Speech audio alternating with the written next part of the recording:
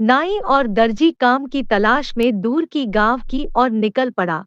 चलते चलते दोनों एक घने जंगल के बीच आ गया।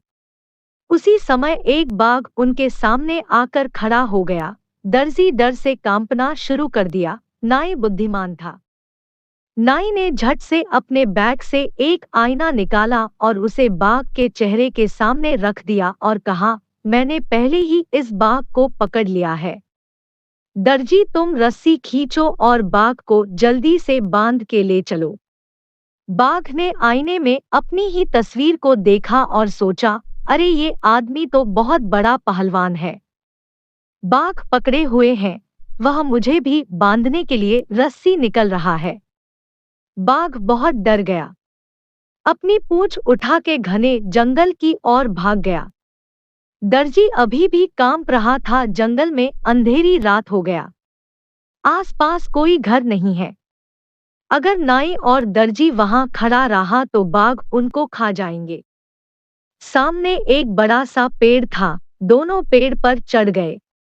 उधर डर के मारे भगा हुआ बाघ ने जाकर सभी बाघों से कहा, दो पहलवान जंगल के बड़ा पेड़ के नीचे आ गए हैं। उन्होंने एक बाघ पकड़ा है।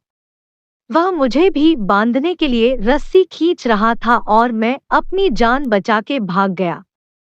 उस तरफ मत जाओ। बाघ के बीच में सरदार बाघ ने कहा, कैसा पहलवान? क्या इंसान बाघों के साथ लड़ सकते हैं? चलो चल के देखते हैं। सभी बाघ दहाड़ते हुए पेड़ के नीचे आ गए। अंधेरी रात है, उसके ऊपर एक एक बाघ की दहाड़। दर्जी बहुत डर रहा था। नाई ने दर्जी को रस्सी से पेड़ की डाल से बांध दिया। इधर बाघ उन तक नहीं पहुंच पा रहा था क्योंकि वे दोनों पेड़ के सबसे ऊंचे डाल में था। तब सरदार बाघ और सभी बाघों से कहा, देखो, तुम में से एक मेरी पीठ पर चढ़ जाओ, दूसरा उसकी पीठ पर, तीसरा उसकी पीठ पर उठो। इस तरह इन दोनों आदमी तक पहुंच के धावा बोल दो और खींचकर नीचे उतारो। इस तरह बाघ एक की पीठ पर, दूसरा चढ़ते चढ़ते दर्जी तक पहुंच के छूने ही वाला था और दर्जी रस्सी के साथ नीचे गिर गया।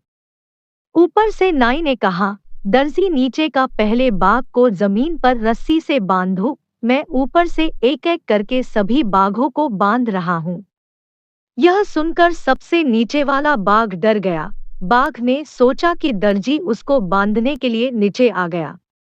वो अचानक पूंछ उठा के भाग जाता है और एक एक करके सारे बाघ ऊपर से गिर जाता है।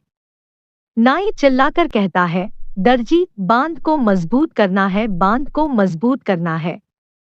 एक भी बाघ नहीं बच सकता। सबको बांधो। तब तक सभी बाघ वहां से भाग निकले।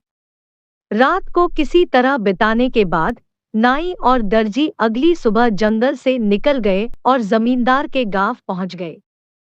तो कैसी लगी आपको ये कहानी? कमेंट कर